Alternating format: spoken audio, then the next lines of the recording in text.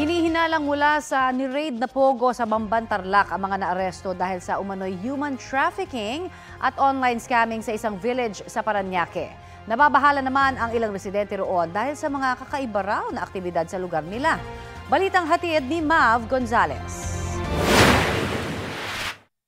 Noong May 2, 10 Chinese national at isang Pilipinong bodyguard nila ang inaresto sa multinational village sa Parañaque sa raid ng PAGCOR at PNP-CIDG dahil sa human trafficking at online scamming. Nakumpiska sa kanila ang mga cellphone, computer, credit cards, Chinese documents at 2 vault. Si Senador Sherwin Gatchalian nagpapatawag ng malalimang investigasyon ukol dito matapos makatanggap ng reklamo mula sa mga residente.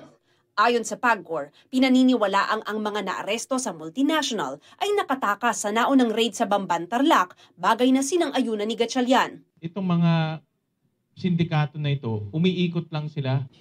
Ayon sa ilang homeowners, hindi ito ang unang beses na may ni-raid na establishmento na konektado sa pogo sa loob ng multinational village, kaya nangangamba raw sila. Nothing against the Filipino-Chinese or any Chinese coming here on a legitimate basis, legal basis.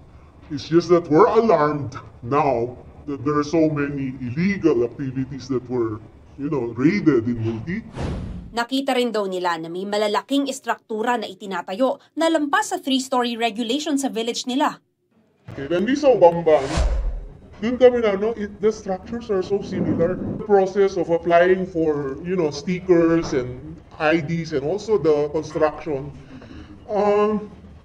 Some are using already local identification. Okay, passports,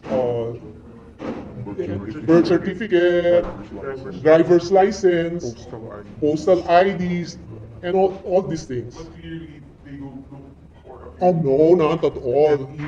They can even speak Tagalog po.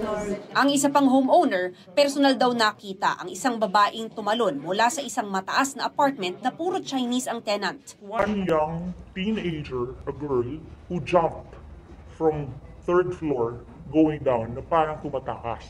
I reported that to our security.